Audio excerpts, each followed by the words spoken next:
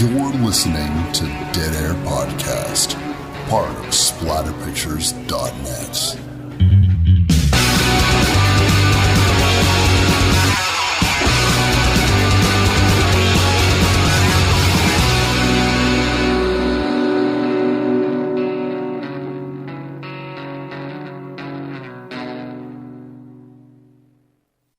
What's up, everybody? Wes Dead Air Knipe here. Without Lydia, I think she went out to go bury the bodies. For episode 10, we're going to do something a little different. We've got a bunch of questions that were fielded to us, so we're going to answer them. And then we'll get back into the regular show for episode 11. I'm not sure if I'm going to divide this up. It's going to be pretty long if we don't divide it up, so I'll probably divide it up. So this one is going to be fielding a bunch of questions. And then the next episode, we will be doing the loved ones. So look forward to that. And now, on with the show. What's up, everybody? Wes Dead Air Knipe here with, always, typical Lydia. I'd like to talk about something briefly. Oh, God.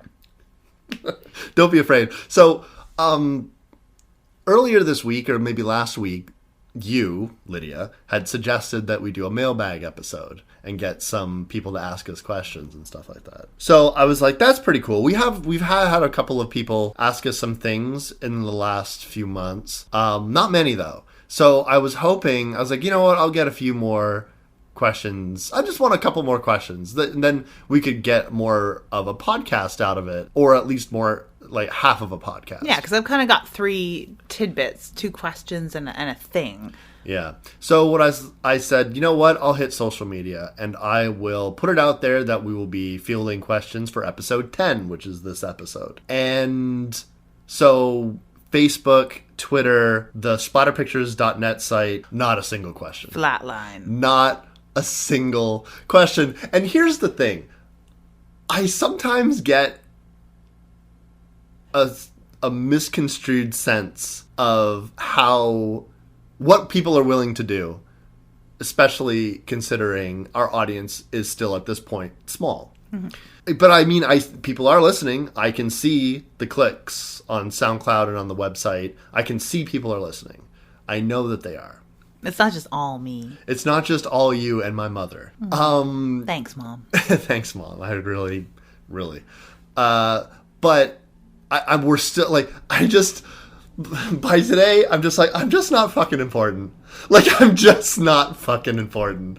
That's not even it, though, because you look at places like large magazines. There's a couple magazines I read that have podcasts, and sometimes they'll hold contests and stuff, and the pool is really small. Yeah. Really small. Even though they may have thousands of listeners, people just don't take up that call to action. Unfortunately. It's true, and it's funny because when I was walking over here, the blistering cold. Thanks. Again, because seriously, it's horrible. Yeah. While I was walking over here, I was thinking, fuck. You know, the whole reason why I did this podcast was because I realized that I was asking people too much, I felt. I'm making someone sit down and read a 650 to 1,000 word review of a film. And people don't want to do that. They want top 10 lists. They want something they can digest easily on Facebook while they're on the shitter. Or, you know, they're not here to read a book. They're not here to read a short, like a big fucking review. They're not. So I said, I know, we'll do a podcast. And then I'm asking you to do nothing. You can literally do other things while you're listening to the podcast. Yeah, totally passive. We ask nothing of you. Because when I'm at work, that's what I typically do. I have a podcast in my ear, and I'll be listening to it. And I complete just do my job, and it's nice. It's better than music. For some reason, I find people talking helps me focus more at my job. Or when I'm at home playing a game or something like that, I'd rather listen to a podcast. And I guess people are fine with just passively listening to the podcast. But I fucked up, and I asked them to do something. Oh, God. It's all my fault. It's all my fault. Well, it's okay. Maybe it's a big piece of humble pie for me to just digest. It reminds me, again, that the pool of active listeners is always really, really small. I listen to quite a few podcasts. I'm really into some podcasts. My level of engagement is fairly low just because I don't really engage that often with people I don't know. Yeah. But when I want to, they're there, right? I think that's probably why we've had the few questions that we've had already that I felt should be addressed. Yeah. It mostly came from something that wasn't even a question. Right. It came from a statement from the artist that had created the scarecrows for Mr. Jones, who sent us an email saying thank you for the review. I guess they haven't had a lot of reviews, and a lot of people don't get that film. And we discussed things that people wouldn't get when we reviewed that. Yeah. And we talked about the things that people would get stuck on, or why people would dismiss the film, or why a lot of things that wouldn't hook people. Yeah. That were things that we could intellectually like dissect. And a lot of them were reasons why we did like it. But at least we took the time to talk about it. And it was a film that caught our eye, and we were impressed by it, and impressed enough to review it. And he was really grateful for that. Yeah. And we were equally grateful for that sort of input and that sort of contact. Oh, the idea that we did a podcast about Mr. Jones, and that not only did someone who worked on the film hear it, they took the time to message us. And that's just really great. And one of the things that even when I was doing quote-unquote reviews, I always tried to emphasize to people, because I would get questions. I mean, you even asked me around when we first met, not like you didn't say it like this, like, where do you get off telling people what's good and what's bad? You didn't word it quite like that. But no, but I'm constantly questioning me, like, who am I to tell people? So, yeah. And I think that I'm not here to shit on the genre, and I'm not here to shit on good work. I'm here to talk about horror films from a horror fan perspective, because I was personally tired of reading reviews in newspapers and bigger magazines and stuff like that were almost, anytime they had anything good to say about a horror film, it was almost apologetic. Yeah. Oh, I know this is a stupid horror film, but I have to, or they would crap all over a movie that was really well done. Yeah. And they feel they can't like it, and I said, well, this is someone who wants to watch Oscar films and is being sat down in front of a slasher and won't like it because it's not Oscar nominated. Because like the folk fan music reviewer that goes to see Marilyn Manson and shits all over him. Yeah, because this isn't music. I was like, well, it's all music and it's all film. Mm-hmm. Just because you don't dig it doesn't mean it's not valid. And someone could look at a movie like Mr. Jones and just shit all over it. Mm-hmm. But I saw real craftsmanship in that film, and it was almost like a validation for me, because I've always wanted someone who worked on a film that maybe got dumped on for the wrong reasons just to hear something positive because of the hundreds of hours that went into making it. Sometimes completely. Sometimes thousands of hours. And that it's one of the creators that worked on one of the set pieces, basically. Yeah. That really caught our eye, and we were impressed. And we didn't gush or fawn over the craftsmanship, but it was definitely, we were impressed, and we made no bones about it. Yeah. This sort of segues into the other statement, and this was early on, and I believe it was pre-podcast, but I feel it's valid and counts. A question that you were posed, and a question that a lot of reviewers get and podcasters, and this is also something that Colin McKnight from Dreadful Tales got asked. Why do you always review things you like? It's like they're clamoring for reviewers to shit on things. They want reviewers to hate things. They want people... And I listen to enough podcasts where people are constantly talking shit about creators, writers, directors, actors. Actors get shit on horrifically. And people will say really vile things. Yeah. And put it right out into the common collective that they think someone should die, or they think an actor or actress is shit or stupid, and they'll, why would we want to waste our time sitting here, waste our time watching a movie we don't like, then waste even more time thinking and talking about it and researching it, and then waste even more time in our listeners' time listening to us pan something and be angry and be shitty? Yeah. But look, I'll put it on Front Street. If I don't like something, you'll hear about it. If I think something is bad and not worth your time, I'll tell you. I've definitely written bad reviews in the past, But it just so happens that everything on the podcast so far I've liked. It's not, and so I'm not gonna look for the wrong answer. If I sat down and I watched a film, I've genuinely enjoyed that. And sure, there are ringers. There are films that I've picked personally that I like, but I've never seen the loved ones. I never saw Mr. Jones. I'm pretty sure we've done Alice, Sweet Alice. Mm-hmm. I don't. And I'd never seen The Burning. Yeah, you'd never seen The Burning. Mm-hmm. You'd never seen Macabre. Macabre was so brilliant. Yeah, and again, Macabre came to me as I liked the box. Mm-hmm. And so I bought the movie. That's just what I do. And I could have easily watched Macabre and hated it, but guess what? I liked the box and I loved the movie. It's in my top 5 horror movies of all time. And that's an extensive list. I don't say that lightly. Mm-hmm, mm-hmm. I just love it so much, and I could watch that movie at any time. If someone's like, "You want to watch Macabre?" I'm like, fuck yeah, I want to watch Macabre. I totally watch Macabre again. I'm in. And that's like the beauty of sharing things that you like. It's not like, hey, here's this horrible movie that I hated so much. I think that you should watch it because I also hate you. But I mean, if I were to, if I sat you down and said, "Hey, Lydia, for this episode, I want to do Macabre," you were like, "All right." You'd never seen it, but if you didn't like the movie, I wouldn't. Okay, you didn't like it, but I want you have to like it. You must like it. So please tell me you liked it.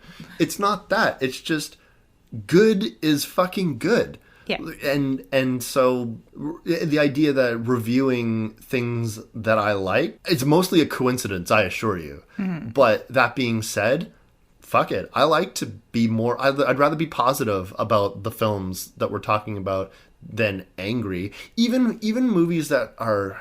that I've been sent. I used to get sent a lot of movies, especially like micro-budgeted indie films, just people trying to get out there.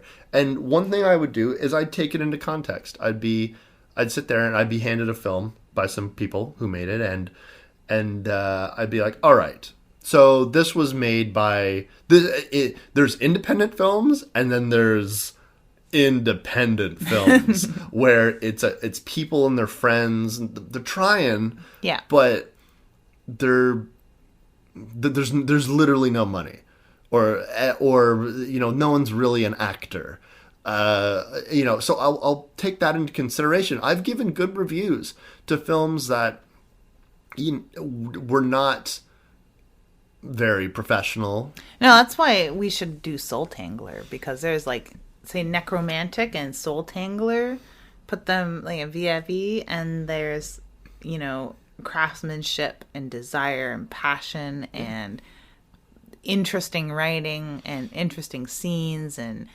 interesting use of music and camera and just the subject matter. And then you take not Necromantic, you take on the other hand Soul Tangler, mm-hmm. and it is not as much passion there, subpar acting, all the things that make an independent movie really good are missing from the independent movie that's not very good. Yeah.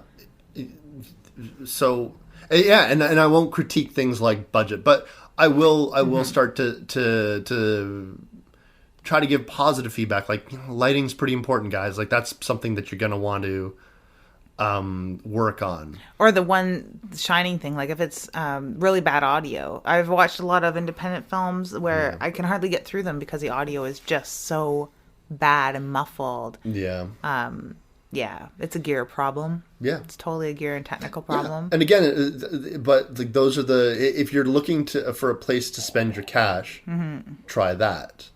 Mm-hmm. But choosing something to review, it's not only just coincidence that we're reviewing things that we like. It's also by design, because we want to watch a film that the other hasn't seen sometimes, and we're definitely feeding each other films that we liked because we want your opinion on it. Or also, it comes from that point of view, like with The Loved Ones. This is a good example of it, and Satan's Little Helper, where I'm like, I love this. Please validate this, or tell me I'm crazy, because I need to know. If this absolutely sucks and there's something wrong with my brain, you need to tell me. So I'll make you watch it, and then I'll watch you watch it. There's that hope. There's that hope in your mind that I hope they like it. I really want them to like it. If they don't like it, I'm going to be so crushed. Well, not only so crushed, just you'll question, like, do I even know what's good and bad? Yeah. Yikes. Because there's definitely films out there that I've really liked. I've walked out of theaters with groups of friends, and everyone is just... They got that... You know when everyone leaves a movie and you can tell the crowd is... that didn't work out, did it? And you're just grinning ear to ear, and you're all excited, but you don't get that sort of post-film cigarette. You don't get that moment where your friends all go to the restaurant after the movie to sit down and eat, and you all just talk about and gush about the things that you liked, because and then I'll sit there all quiet because I'm not socially brave enough to try to defend a film. Yeah, because they're all like, well, that sucked. Anyway, let's go to Zach's. Yeah. I'm mad about this. I'm mad about that. And you're just saying, well, I liked it, I guess. I face this all the time because I'm a Nicolas Cage fan. I like Nicolas Cage. So many people don't. People always say, is Nick Cage good or is he bad? And I this is my answer. My stock answer for Nicolas Cage. Mm-hmm. He knows exactly what he's doing. Oh, that is my that's answer. A brilliant answer. That's he like when he's acting if he's acting quote unquote bad, he knows what he's doing. He knows what movie he's in. He knows how he's acting. And sometimes you'll get Leaving Las Vegas, and sometimes you'll get the Wicker Man remake. And either way, you're gonna love it for completely different reasons. Yeah, totally. Yeah. So that's it. Like, he knows exactly what he's doing. That's my stock answer for Nicolas Cage. What is his the title of his vampire movie? Is it Kiss of the Vampire? I think it's Kiss of the Vampire. You ever see him in his vampire movie? Like mid-'80s? I have. I don't remember what the title of it was, though. Either way, we should definitely check that out and see if we want to. Yeah, because I love Nicolas Cage so much. He has some really good freakouts. And it's not just... I do kind of just watch Nicolas Cage for when he does freak out, because he will. Always. Always, always, always. Yeah. I want to see him with, like, veins popping out of his temples and screaming in the... That's what I want to see. Swear words. Just catapulted out of his mouth. Love that. But I love the whole build-up and the whole entire films around it, of course, for sure. But he has a pretty nice freak-out in... I think it's called Kiss of the Vampire. And it's sort of like if you were a Nick Cage virgin, or way back in the day... I couldn't imagine seeing that as my first, like, foray into Nick Cage. Luckily, I had all kinds of Nicolas Cage before I saw that film, so it was just beautiful to see. Yeah. Well, that's something. Like an awkward grad picture. It's an awkward grad photo entry into his resume. Love it. Anyway, we talked about Nick Cage way too much already. It's true. I'm sorry. It's all right. Yeah.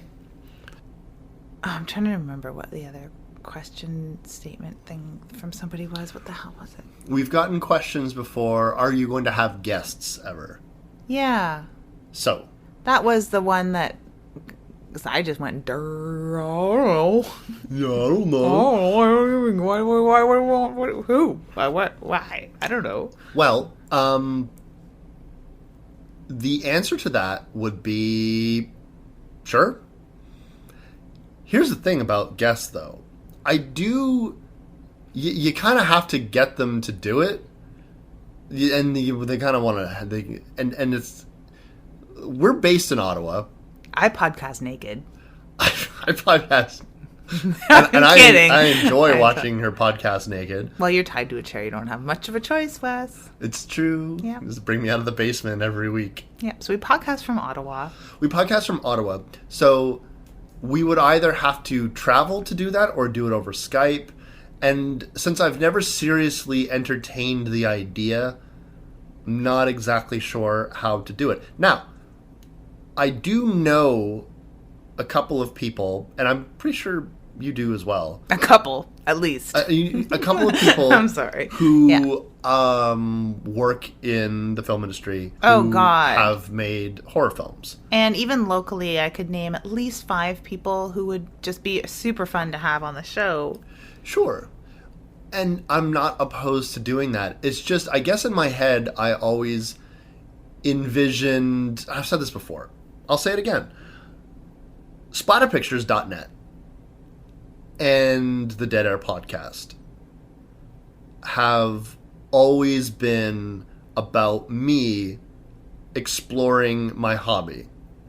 And so its inception was that. It was, I like horror films. I feel like I keep missing a bunch of them. I feel like there's gems that no one's talking about, or not many people are talking about. The ones that they don't play every month during Halloween, or like the ones that everyone knows. There's more to it than that. And I know if you look hard enough, you can find brilliant horror films or new things about them, like how we discovered Maniac as a Christmas film. Yeah, and I just wanted to go on this journey, and I thought, fuck it, I'll write about it, because I also wanted to write. That was a secondary passion of mine, and the podcast is just an evolution of that, where you'll take my education and we'll go on the exact same journey we were going on before. And I know I sound like a fucking mystical idiot when I say that. Oh, it's going on this magical journey. Take me with you, sir. Take my hand. We'll go into the rainbow of horror forever. Yes. But it's true. And so I guess within that, I never thought about having guests and doing... Sorry, the rainbow of horror. The mystical rainbow of horror. All the colors of red and black and blue for Bruce's. Look, it's Robert Englund. Toby Hooper, take my hand. Come, quick. We will fly in the wings of Clive Barker. Oh, God, I still want to bust your party up with a giant lawnmower strapped to my chest. Shit. Fuck yeah. Screw your happy fucking My Little Pony land. Jesus, this is horror. Whatever. Yes. You can be happy and like horror. Boop. Anyway.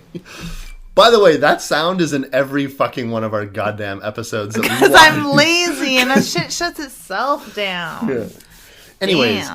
Anyways, so sure, guests, why not? If that's what you guys want. If you guys want guests, if you guys would want us to talk to people who have made some of these films, look, I will do it. I will try. In radio, I got interviews with people that you'd never thought that you could. People are usually willing to do it. It's just a matter of, we would have to, I would mostly Skype interviews if we wanted to get somebody. I hate Skype personally, but yeah, we can always figure something out. And I understand Skype has its limitations. Mm-hmm. It's nice to be sitting down in front of somebody. It feels a lot more organic. But I mean, I'm not going to take that off the table if I could get somebody really interesting or cool and say, well, we can't do it via Skype. I mean, put my hat in the ring for interviews at some of the horror cons. Sure.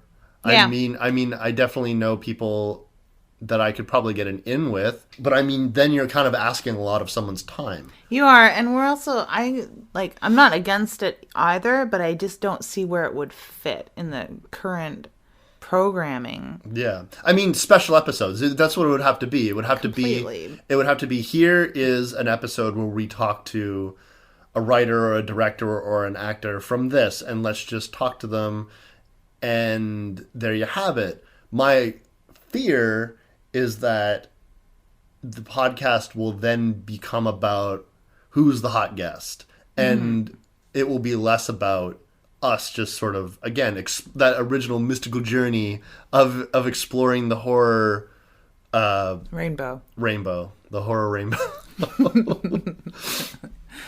You guys can't see it, but I so badly want to be like, do me on it, but no, that's so wrong. I do have a special place in my heart for Anchorman. Is that from Anchorman? It totally is. You can't even say rainbow around me without my brain saying one of two things. One is do me on it. The other one is go back to your home on Horror Island. So anyway, but you're right. It would become about who is going to be on next. And it would be, unfortunately, I find interview podcasts and guest-focused shows, it's really catch as catch can, because I'm like, oh, they're talking to this guy. I don't want to listen to that guy. Oh, they're talking to that girl. I've listened to her too much. Oh, they're talking about this person. Now I'm going to listen. And I'm going to listen to their 2-part, 4-hour special. And then the next, 4 podcasts, I'm like, not interested. As they raise the caliber of guests, yes, then I become more and more picky as that goes on. Yeah, because you want someone big. You just want it bigger. Yeah. I fall into that trap myself, where someone has an interview, and now I just want a better interview, or I want something more like that. And I was going to get it. Might make us more popular, though. We might actually get some fucking questions when I ask for them. God damn it. Oh, don't be like that. No, I'm mad now. Oh, don't pout. I hate it when you pout. People don't like me, Lydia. I try so hard. Maybe that's the problem. You're so funny, because you're just you look so... I don't even know the word for it. I was going to say facetious, but it's not facetious. I don't believe you. You don't give a shit. Yeah. Might as well eat worms. Delicious. Delicious. Give me some more. Yum, yum, yum. Om nom worms. The other thing that makes me vote down on guests is that I'm comfortable. I'm lazy. I'm a creature of habit. I like these 2 chairs and this one microphone that Wes constantly pets like a penis pet. And nah, you can cut that out. No, it's okay. Gross. Everyone will just know that my fascination with cock knows no bounds. My poor microphone. It's being molested. But no, I do like the 2-person conversation a lot better than having to go through that arduous rigmarole of preparing questions, doing research, and then hosting a guest and things like that. It's just really... It's true. I would feel awkward if it was the 3 of us doing an interview, because I was like, would one of us end up just being quiet? I would fear, and this is no slight against you, I would fear that you would end up being quiet. And just watching you guys talk.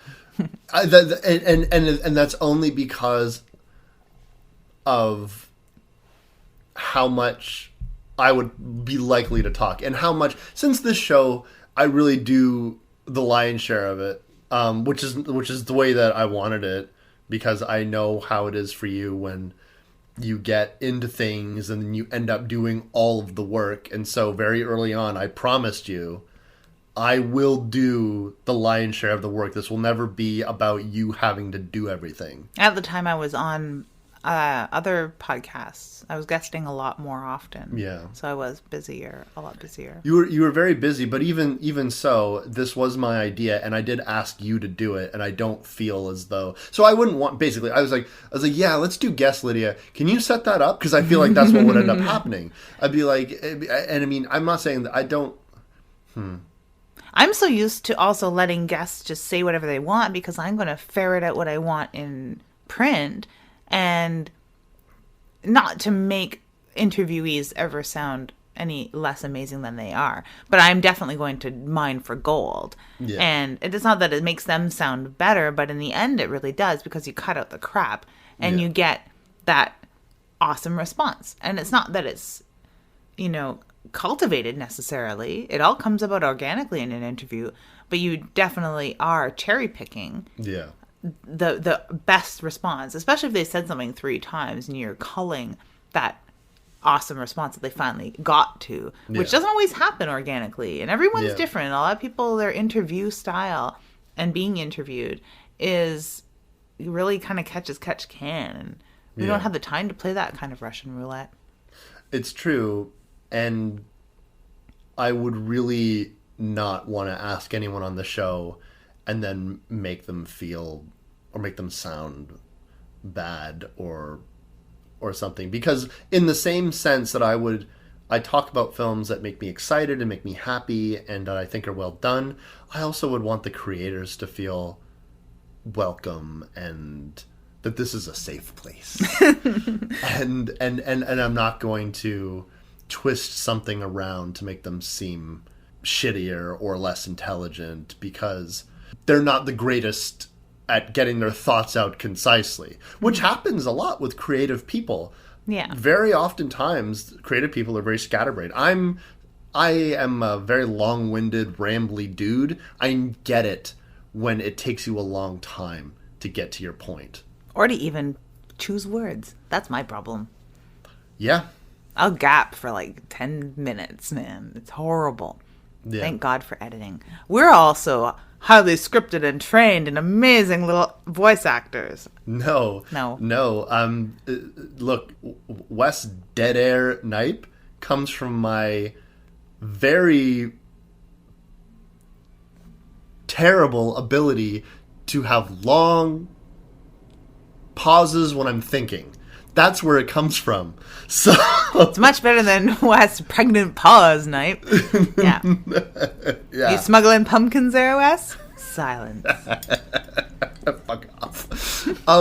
Yeah, so it did get ridiculous at some points, especially if I was doing a show and I was fucking tired. That's the other thing. I swear a lot, and on air you can't. And we also podcast late at night. On weekends. Yeah. Where there's usually not many humans available. That is also true. I work at night, so I'm typically sleeping during the day, up during the evenings and overnights. And you work, you have a regular job. Yeah. Like a regular human. Like a regular human. Like a regular That's human. what we tell the people. I don't sleep. You don't sleep. I actually could... I wouldn't be surprised if that was true. And so I would think about, okay, guests would essentially be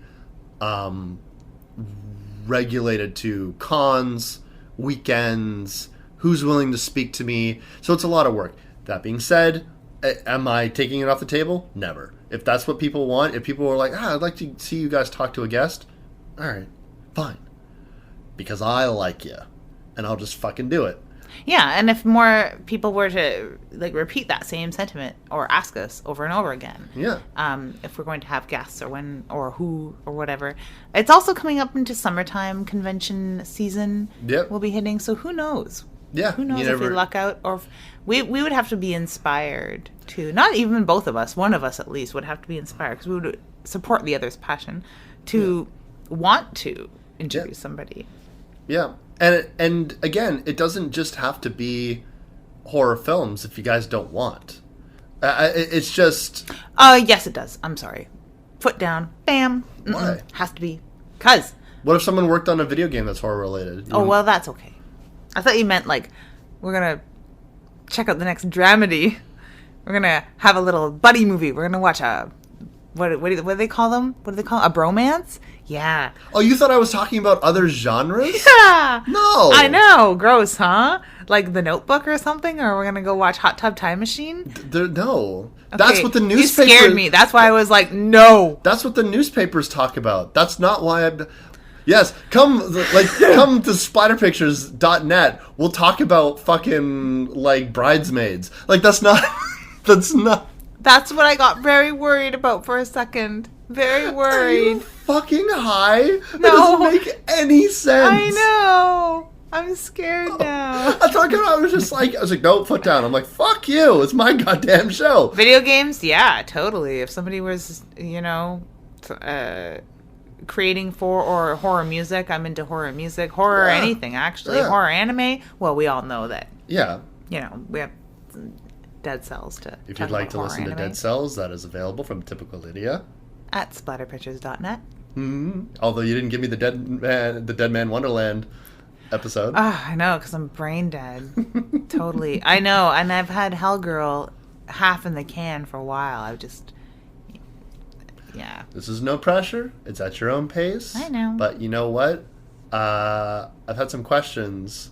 Where's the next Dead Cells? Yeah, me too. I know.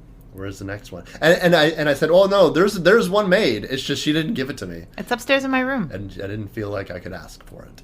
Yeah. No, I haven't been feeling well lately, so that's what's happened with that. I make up excuses to not do things too.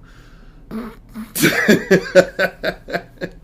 think that's part of why we do enjoy, review and talk about films that we enjoy, because we enjoyed what they brought to us. We understand how much of a sacrifice it is to make a film, and we're really, really appreciative of that.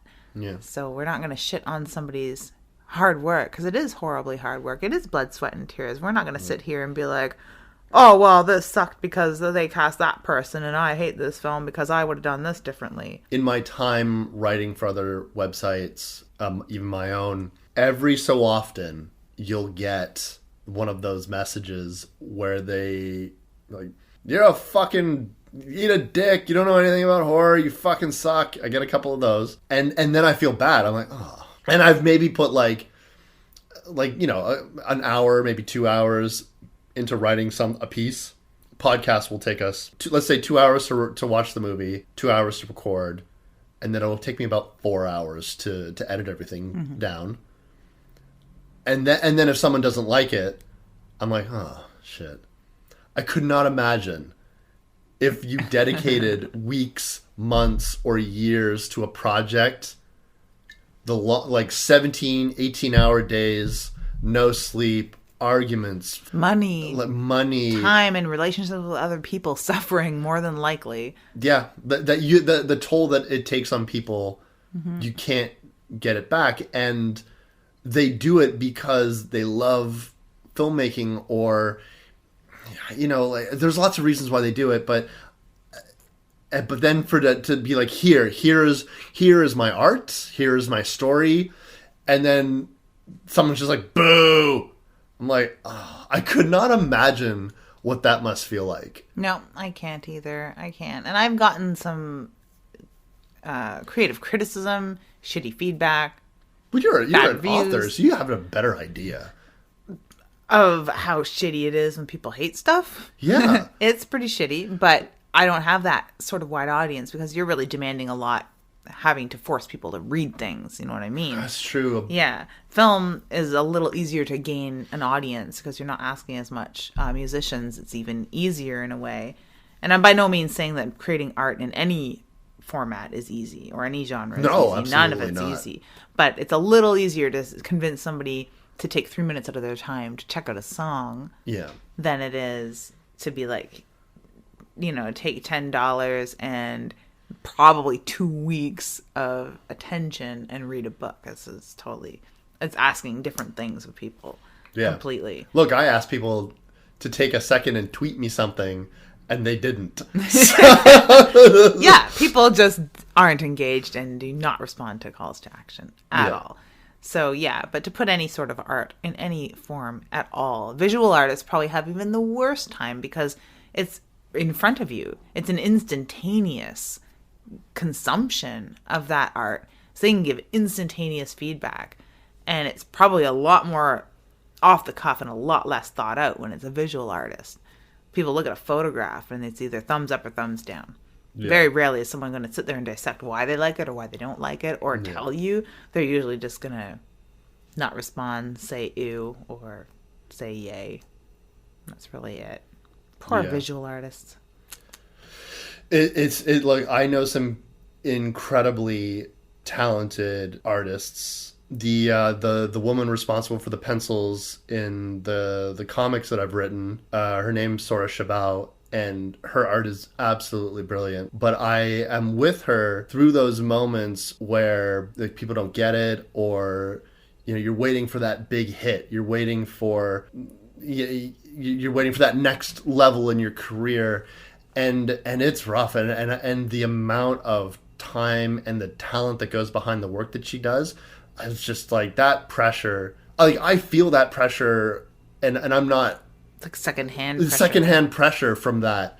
Mm-hmm. And honestly, like, my writing as it hasn't gone up to the real test of a massive audience yet. Sure, my reviews have hit people, And so, but none of my I've made a semi, like a part-time job out of talking about other people's art, but I've never put my own art out there yet in a big way that everyone's going to see it. She does that all the time, and you've done that, and so and that vulnerability, that before you know exactly how someone's going to feel, like it's like the edge of your seat the whole time, and thankfully, like a lot of people like her stuff, but then you know like it's just like artsy people are neurotic. We all are. So I suppose that's really it for Mailbag Q&A. That is it for the mailbag. Yeah, we squeezed our heads. We got it all out. We did. So we've learned a few things today. Guess possible, but it'll never be the primary format of the show. What else did we learn today? I think that's it. We appreciate we appreciate people who worked on the films. Yeah, we appreciate feedback. Especially from creators, because we wouldn't be sitting here if it wasn't for people like that. Yeah, and I think many of them have heard this sentiment many times, and I say it with all sincerity. I love movies, and so what you people do is important to me. And that's what I'm here to talk about, not here to shit on people's hard work.